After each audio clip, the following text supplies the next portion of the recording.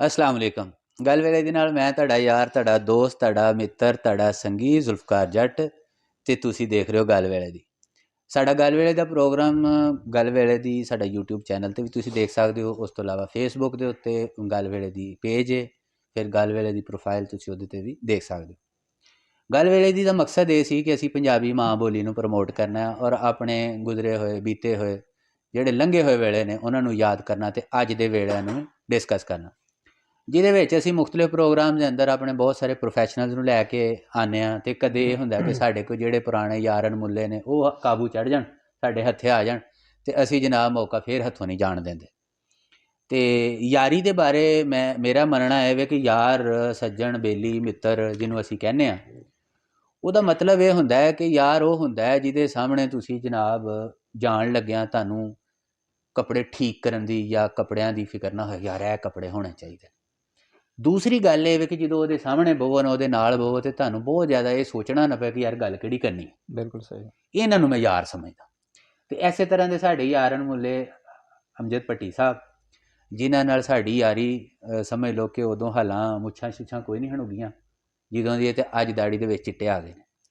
ਅਤੇ ਇਹ ਤੁਹਾਡੇ ਵਾਸਤੇ, ਸਾਡੇ ਵਾਸਤੇ ਇਹ ਰੱਬ ਦਾ ਕਰਮ ਹੁੰਦਾ ਕਿ ਤੁਹਾਡੇ ਅਗਰ ਸਭ ਤੋਂ ਪੁਰਾਣੇ ਯਾਰ ਵੀ ਤੁਹਾਡੇ ਨਾਲ ਜੁੜੇ ਰਹਿਣ, ਅਤੇ ਇਹ ਰੱਬ ਦਾ ਖਾਸ ਫਜ਼ਲ ਹੁੰਦਾ। ਬੜੀ ਗੱਲ ਹੈ, ਬੜੀ ਗੱਲ ਹੈ। ਅਤੇ ਅੱਜ ਜਨਾਬ ਅਸੀਂ ਆਏ ਲਾਹੌਰ, ਅਤੇ ਲਾਹੌਰ ਆ ਕੇ ਅਤੇ ਮੈਂ ਯਾਰਾਂ ਨੂੰ ਕਾਬੂ ਨਾ ਕਰਾਂ ਇਹ ਹੋ ਨਹੀਂ ਸਕਦਾ। ਪਿਛਲੇ ਹਫ਼ਤੇ ਵੀ ਆਏ ਸਾਂ ਅਤੇ ਇੱਕ ਹੋਰ ਯਾਰ ਸਨ, ਉਹਨਾਂ ਸਾਨੂੰ ਕਾਬੂ ਕਰ ਲਿਆ ਸੀ ਅਤੇ ਅੱਜ ਅਸੀਂ ਇਹਨਾਂ ਨੂੰ ਕਰ ਲਿਆ।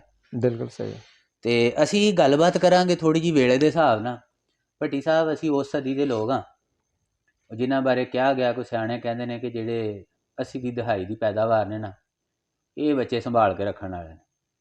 ਉਹਦੀ ਵਜ੍ਹਾ ਇਹ ਕਿ ਇਹਨਾਂ ਨੇ ਪਿਛਲੀ ਸਦੀ ਨੂੰ ਅਗਲੀ ਸਦੀ ਦੇ ਵਿੱਚ ਸਹੀ ਤਰ੍ਹਾਂ ਬਦਲਦਿਆਂ ਹੋਇਆਂ ਵੇਖਿਆ।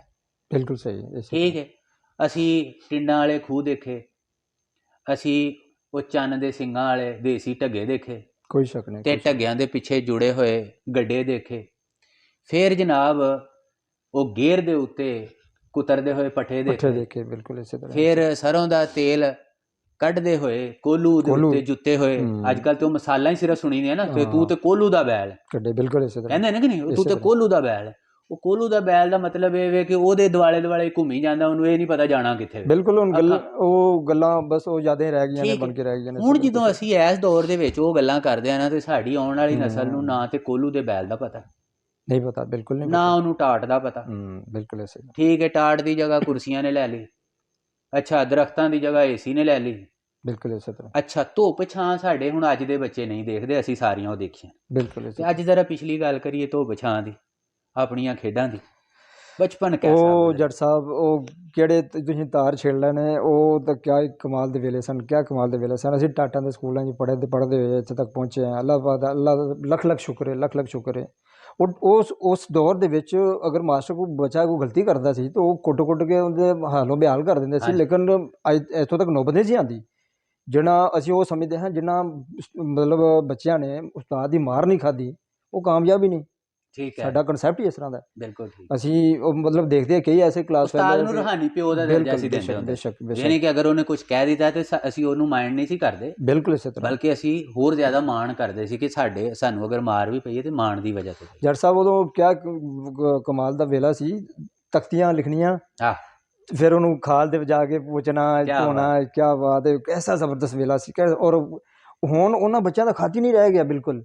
ਜਿਹੜੇ ਅੱਜ ਕੱਲ੍ਹ ਮੰਮੀ ਡੈਡੀ ਨੇ ਪੈਨਸਲਾਂ ਸ਼ੁਰੂ ਤੋਂ ਹੀ ਮਤਲਬ ਉਹ ਨਾ ਉਹਨਾਂ ਤਖਤੀਆਂ ਲਿਖੀ ਨੇ, ਨਾ ਉਹਨਾਂ ਨੂੰ ਉਸ ਚੀਜ਼ ਦਾ ਪਤਾ ਹੀ ਨਹੀਂ ਹੈਗਾ। ਹਾਲਾਂਕਿ ਲਿਖਣ ਵਾਸਤੇ, ਖਤਾਤੀ ਵਾਸਤੇ ਸਭ ਤੋਂ ਜ਼ਿਆਦਾ ਬੇਹਤਰੀਨ ਕਲਮ ਦੁਆਤ, ਤਖਤੀ ਹੁਣ ਖਤਮ ਹੋ ਗਿਆ, ਸਿਲਸਿਲਾ ਹੀ ਖਤਮ ਹੋ ਗਿਆ। ਬਾਕੀ ਉਹ ਨਾ ਉਹ ਵਕਤ ਦੀਆਂ ਖੇਡਾਂ ਰਹਿ ਗਈਆਂ, ਜਿਵੇਂ ਉਹ ਪਿੱਠੂ ਗਰਮ ਅਤੇ ਗੁੱਲੀ ਡੰਡਾ ਅਤੇ ਉਹ ਬਾਂਦਰ ਕਿੱਲਾ, ਅਤੇ ਉਹ ਬੜੀ ਕਮਾਲ ਦੀਆਂ ਖੇਡਾਂ ਸਨ। ਸਾਰਾ ਦਿਨ ਬੰਦਾ, ਔਰ ਫਿਰ ਵੱਡੇ ਵੀ ਇੰਜੋਏ ਕਰਦੇ ਸਨ। ਉਹ ਐਸੀ ਜ਼ਬਰਦਸਤ ਸੀ। ਕਬੱਡੀ ਬੜੀ ਸਾਡੇ ਆਪਣੇ ਪਿੰਡ ਬੜੀ ਕਬੱਡੀ ਜ਼ਬਰਦਸਤ ਹੁੰਦੀ ਰਹੀ ਹੈ। ਫਿਰ ਮੈਂ ਆਪਣੇ ਚਾਚੇ ਨੂੰ ਬੈਲਾਂ ਨਾਲ ਹਲ ਵਾਉਂਦਿਆਂ ਵੀ ਦੇਖਿਆ, ਮਾਸ਼ਾਅੱਲਾ। ਉਹ ਹੁਣ ਟਰੈਕਟਰ ਆ ਗਏ ਨੇ, ਜਿੱਦਾਂ ਤੱਕ ਤਿਆਰ ਆ ਗਈ। ਨਿੱਕੇ ਹੁੰਦਿਆਂ ਭੱਟੀ ਸਾਹਿਬ ਇੱਕ ਚੀਜ਼ ਤੁਸੀਂ ਵੀ ਤੁਹਾਨੂੰ ਵੀ ਯਾਦ ਹੋਏਗੀ ਕਿ ਸਭ ਤੋਂ ਵੱਡੀ ਇੰਜੋਏਮੈਂਟ ਖੇਤਾਂ 'ਚ ਜਾ ਕੇ ਨਾ ਸੁਹਾਗੇ ਤੇ ਬਹਿ ਕੇ ਹੁੰਟੇ ਲੈਣਾ। ਕੋਈ ਸ਼ੱਕ ਨਹੀਂ। ਫਿਰ ਉਸ ਤੋਂ ਬਾਅਦ ਦੇ ਵਿੱਚ ਕੁਛ ਚੀਜ਼ਾਂ ਐਸੀਆਂ ਵੀ ਹੈ ਹਨ। ਅੱਛਾ, ਇੱਕ ਚੀਜ਼ ਦੇਖੀ ਕਿ ਵੱਡਿਆਂ ਦਾ ਬੜਾ ਇਹਤਰਾਮ ਸੀ ਉਦੋਂ। ਬੇਸ਼ੱਕ। ਠੀਕ ਹੈ, ਕਿ ਕੋਈ ਵੱਡਾ ਅਗਰ ਆਪਸ ਦੇ ਵਿੱਚ ਕਿਤੇ ਦੋ ਬੱਚਿਆਂ ਦੀ ਲੜਾਈ ਹੋ ਜਾਂਦੀ ਸੀ ਨਾ, ਤੇ ਕਿਸੇ ਇੱਕ ਵੱਡੇ ਨੇ ਵੇਖ ਲੈਣਾ ਨਾ ਕਿਸੇ ਦੂਸਰੇ ਦੇ, ਉਹਨੇ ਦੋਨਾਂ ਨੂੰ ਫੈਂਟ ਦੇਣਾ। ਜ਼ਾਹਿਰ ਹੈ ਜੇ ਵੱਡੇ ਨੇ ਜਿਹੜੀ ਗੱਲ ਕਰਦੇ ਨੇ, ਜਿਹੜਾ ਉਹਨੇ ਫੈਸਲਾ ਕਰਦੇ ਨਾ, ਕਿਸੇ ਦੀ ਜ਼ਰੂਰਤ ਨਹੀਂ ਹੋਣੀ ਬੋਲ ਜਾਵੇ। ਤੇ ਹੁਣ ਇਹ ਵਕਤ ਇਸ ਤਰ੍ਹਾਂ ਦਾ ਆ ਗਿਆ ਹੈ ਕਿ ਵੱਡੇ ਜਿਹੜੇ ਨੇ ਉਹ ਖਾਮੋਸ਼ ਰਹਿੰਦੇ ਨੇ, ਛੋਟਾ ਕਹਿੰਦੇ ਨੇ ਕਿ ਬਾਬਾ ਜੀ ਅੱਬਾ ਜੀ ਤੁਹਾਨੂੰ ਕੀ ਪਤਾ ਹੈਗਾ, ਤੁਹਾਨੂੰ ਤਾਂ ਪਤਾ ਹੀ ਕੁਝ ਨਹੀਂ। ਲੈ ਇਹ ਚੀਜ਼ਾਂ ਜਿਹੜੀਆਂ ਨੇ ਬੜੀਆਂ ਗਲਤ ਹੈ, ਇਸ ਤਰ੍ਹਾਂ ਨਹੀਂ ਹੋਣਾ ਚਾਹੀਦਾ। ਇਹਤਰਾਮ ਖਤਮ ਹੋ ਗਏ ਨੇ, ਉਹ ਚੀਜ਼ਾਂ ਨਹੀਂ ਰਹੀਆਂ। ਲੇਕਿਨ ਦੂਸਰਾ ਇਹ ਚੀਜ਼ ਦਾ ਖਿਆਲ ਕਰਨਾ ਚਾਹੀਦਾ। ਵੈਸੇ ਸਾਡੇ ਵੇਲੇ 'ਚ ਨਾ ਜਿਹੜਾ ਤੇ ਸਾਡੇ ਦਾਦਕਿਆਂ 'ਚ ਹੁੰਦਾ ਸੀ ਨਾ, ਜਾਂ ਉਹਦੇ ਨੇੜੇ ਨੇੜੇ ਜਿਹੜੇ ਪਿੰਡ ਹੁੰਦੇ ਸੀ ਵੱਡੀ ਸਾਹਿਬ, ਉਹਦੇ ਵਿੱਚ ਜਿਹੜਾ ਕੋਈ ਪਿਓ ਦੀ ਉਮਰ ਦਾ ਹੁੰਦਾ ਸੀ ਉਹ ਚਾਚਾ ਹੀ ਹੁੰਦਾ ਸੀ ਬੇਸ਼ੱਕ। ਤੇ ਜਿਹੜਾ ਕੋਈ ਬਾਬੇ ਦਾਦੇ ਦੀ ਉਮਰ ਦਾ ਹੋਣਾ ਉਹ ਦਾਦਾ ਹੀ ਹੁੰਦਾ ਸੀ। ਬਿਲਕੁਲ। ਤੇ ਨਾਨਕਿਆਂ ਵਾਲੇ ਪਾਸੇ ਜਿਹੜਾ ਮਾਈ ਦੀ ਉਮਰ ਦੀ ਕੋਈ ਖਤੂਨ ਹੁੰਦੀ ਸੀ ਉਹ ਮਾਸੀ ਹੁੰਦੀ ਸੀ, ਤੇ ਜੇ ਉਸ ਉਮਰ ਦਾ ਕੋਈ ਬੰਦਾ ਹੋਣਾ ਤੇ ਉਹ ਮਾਮਾ ਹੁੰਦਾ ਸੀ। ਇਸੇ ਤਰ੍ਹਾਂ ਯਾਨੀ ਰਿਸ਼ਤੇ ਸਾਡੇ ਸਾਂਝੇ ਹੁੰਦੇ ਸਨ। ਬਿਲਕੁਲ ਬਿਲਕੁਲ। ਹੁਣ ਇਹ ਅੰਕਲ ਨੇ ਆ ਕੇ ਨਾ ਸਾਰਾ ਕੰਮ ਹੀ ਖਰਾਬ ਕਰਤਾ। ਨਾ ਪਤਾ ਲੱਗਦਾ ਸਾਲਾ ਫੁੱਫੜ ਹੈ, ਨਾ ਪਤਾ ਲੱਗਦਾ ਖਾਲੂ ਹੈ, ਤੇ ਨਾ ਪਤਾ ਲੱਗਦਾ ਮਾਮਾ ਹੈ, ਤੇ ਨਾ ਪਤਾ ਲੱਗਦਾ ਚਾਚਾ। ਸਹੀ ਗੱਲ। ਉਹ ਸਾਰਾ ਕੁਛ ਹੀ ਨਾ ਇਸ ਸਦੀ ਨੇ ਗੜਮੜ ਕਰਕੇ ਰੱਖਤਾ। ਇਸੇ ਤਰ੍ਹਾਂ। ਦੂਸਰੀ ਗੱਲ ਇਹ ਵੇ ਕਿ ਪਹਿਲਾਂ ਅਸੀਂ ਆਪਣੇ ਵਡੇਰਿਆਂ ਕੋਲ ਬਹਿੰਦੇ ਹੁੰਦੇ ਸੀ। ਬੇਸ਼ੱਕ। ਹੁਣ ਨਫਸਾ ਨਫਸੀ ਦਾ ਆਲਮ ਹੈ, ਕਿਸੇ ਕੋਲ ਕੋਈ ਵਕਤ ਹੀ ਨਹੀਂ ਰਹਿ ਗਿਆ। ਕੋਈ ਵੀ ਮਤਲਬ ਹੁਣ ਤੁਸੀਂ ਆਏ ਹੋ, ਹੁਣ ਮੈਂ ਪਤਾ ਨਹੀਂ ਕਿੰਨਾ ਕੁ ਮਸਰੂਫ ਸਾਂ ਜਾਂ ਕਿਸ ਤਰ੍ਹਾਂ। ਮੈਂ ਕਿਹਾ ਨਹੀਂ ਪੁਰਾਣੇ ਸੰਗੀ ਕੋਲ ਤੇ ਯਾਰ ਮੈਨੂੰ ਬੜੀ ਖੁਸ਼ੀ ਹੋਈ, ਜੱਟ ਸਾਹਿਬ ਨੇ ਟਾਈਮ ਕੱਢਿਆ ਸਾਡੇ ਕੋਲ ਤਸ਼ਰੀਫ ਲਿਆਏ ਨੇ। ਤੇ ਇਹ ਤਾਂ ਬੰਦ ਜ਼ਿਆਦਤੀ ਹੋਏਗੀ ਜੇ ਉਹਨਾਂ ਦੇ ਕੋਲ ਨਾ ਜਾਈਏ, ਨਾ ਮੁਲਾਕਾਤ ਕਰੀਏ। ਤੇ ਉਹ ਵਕਤ ਜਿਹੜਾ ਗੱਲ ਇਹ ਕਿ ਸਾਨੂੰ ਮਾਣ ਸੀ ਨਾ, ਕੋਈ ਸ਼ੱਕ ਨਹੀਂ ਤੁਹਾਨੂੰ ਮਾਣ ਸੀ। ਹਾਂ ਤੁਹਾਨੂੰ ਇੱਕ ਵਾਰੀ ਫੋਨ ਮਾਰਿਆ, ਤੂੰ ਸਾਨੂੰ ਦੂਸਰੀ ਗੱਲ ਨਹੀਂ ਕੀਤੀ, ਮੈਂ ਜੀ ਆਇਆ, ਤੁਸੀਂ ਹੈ ਕਿੱਥੇ? ਬਿਲਕੁਲ ਇਸੇ ਤਰ੍ਹਾਂ ਮੈਂ ਇਹੀ ਗੱਲ ਕਰ ਰਿਹਾ ਨਾ, ਜਦੋਂ ਚੰਗਾ ਅੱਛਾ ਵਕਤ ਗੁਜ਼ਰਿਆ ਹੋਵੇ ਤੇ ਚੰਗਾ ਵਕਤ ਗੁਜ਼ਰਿਆ ਹਰ ਵੇਲੇ ਨੂੰ ਬੰਦਾ ਇਸ ਤਰ੍ਹਾਂ ਯਾਦ ਕਰਦਾ ਵੇ, ਉਹ ਵਕਤ ਨਹੀਂ ਭੁੱਲਦਾ। ਬਸ ਸਾਡੀਆਂ ਯਾਦਾਂ ਨੇ ਪੁਰਾਣੀਆਂ, ਬਹੁਤ ਅੱਛੀਆਂ ਯਾਦਾਂ ਨੇ, ਬਹੁਤ ਅੱਛੀਆਂ ਯਾਦਾਂ ਨੇ। ਬੇਬੇ ਦੇ ਪੈਰਾਂ ਵਾਲੇ ਪਾਸੇ ਬਹਿਣਾ ਜਾਂ ਬਾਬੇ ਦੇ ਪੈਰਾਂ ਵਾਲੇ ਪਾਸੇ ਬਹਿਣਾ ਤੇ ਨਾਲ ਹੀ ਕੁੱਟਣਾ ਸ਼ੁਰੂ ਕਰ ਦੇਣਾ। ਅਸੀਂ ਸਮਝਦੇ ਹਾਂ ਕਿ ਸਾਨੂੰ ਮਤਲਬ ਵੱਡਿਆਂ ਦੀ ਖਿਦਮਤ ਕਰਨੀ ਚਾਹੀਦੀ ਹੈ, ਉਹਨਾਂ ਦਾ ਜਿਹੜਾ ਕੋਈ ਵੀ ਗੱਲ ਟਾਲਣੀ ਨਹੀਂ ਚਾਹੀਦੀ। ਔਰ ਸਭ ਤੋਂ ਵੱਡੀ ਜਿਹੜੀ ਮੇਨ ਇੰਪੋਰਟੈਂਟ ਜਿਹੜੀ ਮਤਲਬ ਬਹੁਤ ਹੀ ਖੁਸ਼ੀ ਹੋਈ ਤੁਸੀਂ ਮਾਂ ਬੋਲੀ ਨੂੰ ਪ੍ਰਮੋਟ ਕਰ ਰਹੇ ਹੋ, ਤੇ ਮੈਨੂੰ ਵਾਕਈ ਬੜੀ ਖੁਸ਼ੀ ਹੋਈ ਹੈ। ਮੈਂ ਦੂਸਰਾ ਤਾਰੀਫ ਕਰਾਂਗਾ ਤੁਹਾਡੀ, ਤੁਸੀਂ ਬਹੁਤ ਅੱਛਾ ਕਰ ਰਹੇ ਹੋ, ਬਹੁਤ ਚੰਗਾ ਕਰ ਰਹੇ ਹੋ। ਸਾਡਾ ਕੋਈ ਵੱਡਾ ਨਹੀਂ ਹੈ। ਮੈਂ ਤੇ ਇੱਕ ਗੱਲ ਜਾਣਨਾ ਕਿ ਕੋਈ ਵੀ ਦਰਖਤ ਹੈ ਨਾ, ਉਹ ਜਿੰਨਾ ਲੰਮਾ ਹੋਏਗਾ ਨਾ, ਜਿੰਨਾ ਤਨਾਵਰ ਹੋਏਗਾ, ਜਿੰਨੀ ਉਹ ਉੱਤੇ ਜਾਣਾ ਚਾਹੇਗਾ, ਉਨੀਆਂ ਉਹਦੀਆਂ ਜੜ੍ਹਾਂ ਮਜ਼ਬੂਤ ਹੋਣੀਆਂ ਚਾਹੀਦੀਆਂ। ਬੇਸ਼ੱਕ ਬੇਸ਼ੱਕ, ਵਰਨਾ ਟੁੱਟ ਜਾਂਦਾ। ਇਸੇ ਤਰ੍ਹਾਂ। ਤੇ ਸਾਡੀਆਂ ਜੜ੍ਹਾਂ, ਸਾਡੀ ਧਰਤੀ ਪੰਜਾਬ ਸਾਡੀ ਮਾਂ ਬੋਲੀ ਦੇ ਨਾਲ ਜੁੜੀਆਂ ਨੇ। ਅਸੀਂ ਨਹੀਂ ਚਾਹੁੰਦੇ, ਸਾਨੂੰ ਪਤਾ ਨਹੀਂ ਕਿਉਂ ਸ਼ਰਮ ਮਹਿਸੂਸ ਹੁੰਦੀ ਹੈ। ਅਸੀਂ ਜਦੋਂ ਵੀ ਕਿਤੇ ਗੱਲ ਕਰਦੇ ਹਾਂ ਤੇ ਫਟਾਫਟ ਉਰਦੂ 'ਚ ਚਲੇ ਜਾਂਦੇ ਹਾਂ, ਜਾਂ ਅੰਗਰੇਜ਼ੀ ਦੇ 2-4 ਲਫ਼ਜ਼ ਬੋਲ ਕੇ ਤੇ ਅਸੀਂ ਸਮਝਦੇ ਹਾਂ ਕਿ ਅਸੀਂ ਬੜੇ ਮਹੱਜ਼ਬ ਹੋ ਗਏ ਹਾਂ। ਹਾਲਾਂਕਿ ਸਾਡੀ ਆਪਣੀ ਪੰਜਾਬੀ ਜਿਹੜੀ ਹੈ ਨਾ, ਇਹ ਏਡੀ ਅਮੀਰ ਬੋਲੀ ਹੈ ਕਿ ਇਹਨੇ ਬੜਿਆਂ ਨੂੰ ਸਮਾਇਆ। ਕੋਈ ਸ਼ੱਕ ਨਹੀਂ। ਠੀਕ ਹੈ।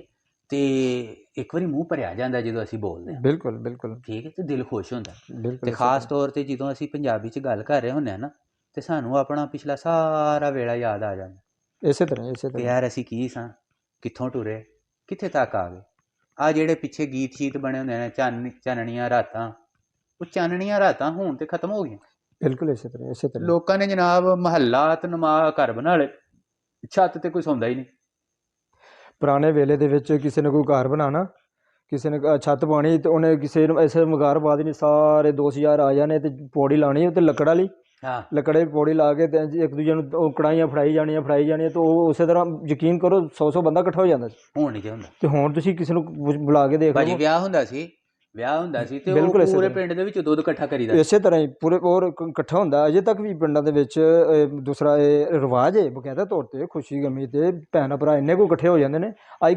ਅੱਜ ਕੱਲ੍ਹ ਜਦੋਂ ਦੇ ਸ਼ਾਦੀ ਹਾਲ ਬਣ ਗਏ ਨੇ, ਬੇੜਾ ਗਰਕ ਹੋ ਕੇ ਰਹਿ ਗਿਆ, ਉਹ ਰਿਸ਼ਤੇ ਹੀ ਖਤਮ ਹੋ ਗਏ ਨੇ। ਹੁਣ ਤਾਂ ਹਾਜ਼ਰੀ ਲਾਉਣ ਜਾਂਦਾ ਜਿਹੜਾ ਜਾਂਦਾ ਵੇ, ਜਿਹਨੇ ਵੀ ਜਾਣਾ ਆਪਣੀ ਬਸ 2-4 ਮਿੰਟ ਵਾਸਤੇ, ਘੰਟੇ ਵਾਸਤੇ ਇੱਕ ਟਾਈਮ ਕੱਢਣਾ, ਕੱਢ ਕੇ ਹਾਜ਼ਰੀ ਲਵਾਉਣੀ, ਆਪਣੀ ਮੌਜੂਦਗੀ ਦਾ ਇਜ਼ਹਾਰ ਕਰਨਾ ਕਿ ਮੈਂ ਆਇਆ ਬਸ। ਉਸ ਤੋਂ ਬਾਅਦ ਉਹ ਗਏ ਸਾਂ ਚੜ ਕੇ। ਉੱਥੇ ਜਦੋਂ ਪਹਿਲੇ ਵਕਤ ਦੇ ਵਿੱਚ ਜਦੋਂ ਧੀਆਂ ਭੈਣਾਂ ਦੀ ਜਾਂ ਭਰਾਵਾਂ ਦੀ ਕਿਸੇ ਨੇ ਭੈਣ ਭਰਾ ਦੀ ਸ਼ਾਦੀ ਹੋਣੀ, ਤਾਇਆਂ ਚਾਚਿਆਂ ਦੇ ਮਾਸੀਆਂ ਦੇ ਫੁੱਫੀਆਂ ਦੇ ਕਜ਼ਨ ਸਾਰਿਆਂ ਨੇ ਆ ਕੇ ਕੰਮ ਵੰਡ ਲੈਣਾ, ਇੱਕ ਨੇ ਉਹ ਕੰਮ ਕਰ ਲੈਣਾ, ਇੱਕ ਨੇ ਉਹ ਕੰਮ ਕਰ ਲੈਣਾ।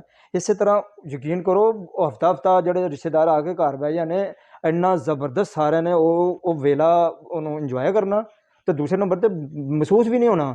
ਫਿਰ ਪਿੰਡਾਂ ਦੇ ਵਿੱਚ ਵਿਹੜੇ ਭਰੇ, ਰੌਣਕਾਂ ਲੱਗੀਆਂ ਰਹਿੰਦੀਆਂ, ਇੱਕ ਉੱਧਰ ਪੱਖੇ ਲੱਗੇ ਰਹਿਣੇ, ਉੱਧਰ ਪੱਖਾ ਲੱਗ ਜਾਣਾ। ਮੈਂ ਕਹਿੰਦਾ ਉਹ ਵਕਤ ਰਹਿ ਹੀ ਨਹੀਂ ਗਿਆ, ਬਿਲਕੁਲ ਹੀ ਨਹੀਂ ਰਹਿ ਗਿਆ। ਅਸਲ 'ਚ ਵਾਲਾ ਗੱਲ ਕੀ ਹੈ, ਮੈਂ ਗੱਲ ਨੂੰ ਅਗਰ ਕਲੋਜ਼ ਕਰਾਂ ਨਾ, ਚੂੰਕਿ ਪ੍ਰੋਗਰਾਮ ਸਾਡਾ ਮੁਕਤਸਰ ਜਿਹਾ ਹੁੰਦਾ, ਅਸੀਂ ਕੋਸ਼ਿਸ਼ ਕਰਨੇ ਹਾਂ ਕਿ ਉਹਦੇ ਵਿੱਚ ਜ਼ਿਆਦਾ ਬਿਲਕੁਲ ਸਹੀ। ਸਰ ਮੈਂ ਜਿਹੜੀ ਗੱਲ ਸਮਝਿਆ ਨਾ, ਇਸ ਵੇਲੇ 'ਚ ਆ ਕੇ ਅਸੀਂ ਸਭ ਤੋਂ ਜ਼ਿਆਦਾ ਕਿਸ ਸ਼ੈ ਨੂੰ ਪਿੱਛੇ ਛੱਡ ਗਏ ਹਾਂ। ਸਾਡੇ ਦਸਤਰਖਾਨ ਛੋਟੇ ਹੋ ਗਏ। ਪਹਿਲਾਂ ਇਹ ਹੁੰਦਾ ਸੀ, ਅਸੀਂ ਸੁਣਿਆ ਹੁੰਦਾ ਸੀ ਵਡੇਰਿਆਂ ਕੋਲੋਂ ਕਿ ਵੰਡ ਖਾਓ ਖੰਡ ਖਾਓ, ਅਸੀਂ ਵੰਡ ਕੇ ਖਾਣਾ ਛੱਡ ਗਏ। ਸਾਨੂੰ ਇਹ ਹੀ ਹੈ ਕਿ ਇਕੱਠਾ ਕਰ ਲਓ ਜਿਵੇਂ ਪਤਾ ਨਹੀਂ, ਅਸੀਂ ਜਨਾਜ਼ਾ ਦਫਨਾ ਕੇ ਆਉਂਦੇ ਹਾਂ ਨਾ ਅਤੇ ਸਾਨੂੰ ਲੱਗਦਾ ਕਿ ਆਹ ਹਰੀਏ ਜਿਹੜਾ ਟੁਰ ਗਿਆ, ਆਹ ਤਾਂ ਜਾਣਾ ਹੀ ਨਹੀਂ। ਪਹਿਲੇ ਲੋਕਾਂ ਨੂੰ ਰੱਬ ਯਾਦ ਹੁੰਦਾ ਸੀ, ਇਸ ਵਾਸਤੇ ਉਹ ਇੱਕ ਦੂਸਰੇ ਦਾ ਦਾਰੂ ਬਣਦੇ ਸੀ, ਇੱਕ ਦੂਸਰੇ ਦਾ ਦਰਦ ਵੰਡਦੇ ਸੀ, ਇੱਕ ਦੂਸਰੇ ਦਾ ਖਿਆਲ ਰੱਖਦੇ ਸੀ, ਰਿਸ਼ਤੇ ਸਾਂਝੇ ਹੁੰਦੇ ਸੀ, ਧੀਆਂ ਧਿਆਣੀਆਂ ਸਾਂਝੀਆਂ ਹੁੰਦੀਆਂ ਸੀ, ਸ਼ਰਮੋ ਹਯਾ ਸੀ। ਹੁਣ ਚੀਜ਼ਾਂ ਕਾਫੀ ਬਦਲ ਜੱਟ ਸਾਹਿਬ ਤਰੱਕੀ ਤੇ ਹੋ ਗਈ, ਬਿਲਕੁਲ ਸਹੀ ਕਹਿ ਰਹੇ ਹੋ ਲੇਕਿਨ ਤੁਸੀਂ। ਉਹ ਪੰਜਾਬੀ ਦੀ ਗੱਲ ਹੈ ਨਾ ਕਿ ਤਰੱਕੀ ਦੇ ਨਾਲ ਅਸੀਂ ਤਰਕ ਗਏ ਹਾਂ। ਤੇ ਇਹੋ ਜਿਹੀ ਮਾਦੀ ਤਰੱਕੀ ਜਿਹੜੀ ਹੈ ਨਾ, ਉਹ ਕੋਈ ਬਹੁਤ ਜ਼ਿਆਦਾ ਸਾਡੇ ਵਾਸਤੇ ਕੋਈ, ਮੈਂ ਨਹੀਂ ਸਮਝਦਾ। ਇਹ ਜਿੰਨੇ ਵੀ ਗੋਰੇ ਨੇ ਨਾ, ਇਹਨਾਂ ਨੇ ਮਸਨੂਈ ਚੀਜ਼ਾਂ 'ਚ ਕਰਕੇ ਬਾਅਦ ਦੇ ਵਿੱਚ